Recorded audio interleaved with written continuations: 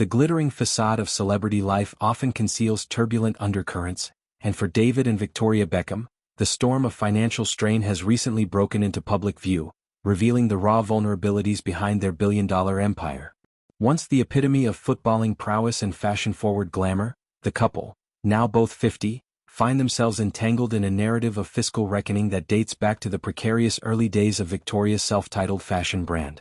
Launched in 2008 amid the economic aftershocks of the global recession, the venture was a bold leap from Spice Girl stardom into the cutthroat realm of high-end couture. Yet, as David reflects in the intimate confines of their Netflix docuseries Victoria Beckham, what began as a dream of sartorial independence nearly unraveled their marital harmony, exposing the human cost of ambition when cash flow runs dry.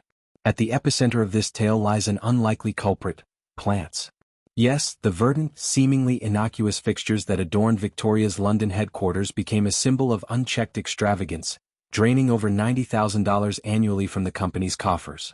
It wasn't just the procurement, exotic ferns and orchids curated to evoke a lush, aspirational aesthetic, but the maintenance that tipped the scales.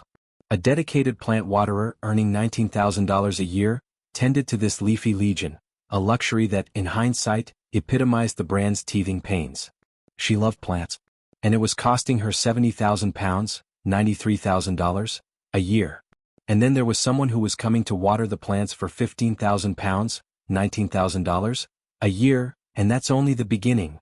David recounted, his tone a blend of exasperation and affection, underscoring the surreal disconnect between creative passion and pragmatic bookkeeping. Victoria's plea for financial lifeline came at a moment of desperation.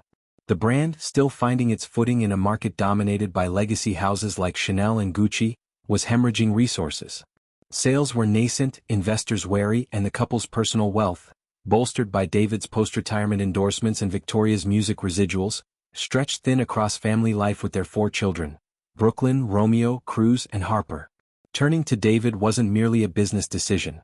It was an act of vulnerability, laying bare the interdependence that underpins even the most power couple dynamics. For her to say, "We need some money, the business needs more money," that was hard for both of us. Because I didn't have the money to keep doing this, and eventually I was like, "This cannot continue," David admitted, his words carrying the weight of a man who'd traded pitchside glory for boardroom battles as co-owner of Inter Miami CF. This wasn't hyperbole. David's own ventures, from his eponymous fragrance line to his MLS franchise stake, demanded liquidity, leaving little buffer for Victoria's escalating deficits. The conversation that followed was a crucible, forging their resilience through confrontation. David, ever the tactician from his days captaining Manchester United in England, opted for unvarnished truth over sugarcoating. So I went to her and I decided to just tell the truth, exactly the way it is, and I didn't know how she'd react. I said, "Victoria, we have to change everything, restructure the business, and that's going to be painful," he recalled. The restructuring was surgical, slashing overheads including that infamous plant budget, streamlining operations, and pivoting toward accessible lines like ready-to-wear that could scale without sacrificing the Beckham signature. Tailored silhouettes, bold prints, and unapologetic femininity. Yet the pain extended beyond spreadsheets. David's admission that this was as hard as this to fix speaks to the emotional toll, a rare glimpse into the isolation of wealth when it falters. The Beckhams, synonymous with red carpet opulence and private jet escapes, confronted the specter of failure in the quiet of their Hertfordshire estate. Victoria, whose transition from posh spice to design doyenne was fueled by a fierce independence, grappled with relinquishing control. Their docuseries, a 4-part exploration of her brand's evolution, doesn't shy from these fractures. Instead, it frames them as the mortar binding their 25-year marriage. Interviews intercut with archival footage, wedding vows in a blur of white lace, pitchside kisses under stadium lights, highlight how money woes tested but ultimately tempered their bond. Contextualizing this within their broader saga adds layers of intrigue. David's 2003 move to Real Madrid, netting a then-record $250 million deal, catapulted them into stratospheric wealth, but it also sowed seeds of scrutiny.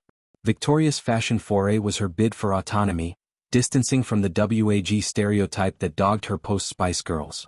Early missteps, like over-reliance on celebrity endorsements over consumer demand, compounded by the 2008 crash, turned optimism into overextension.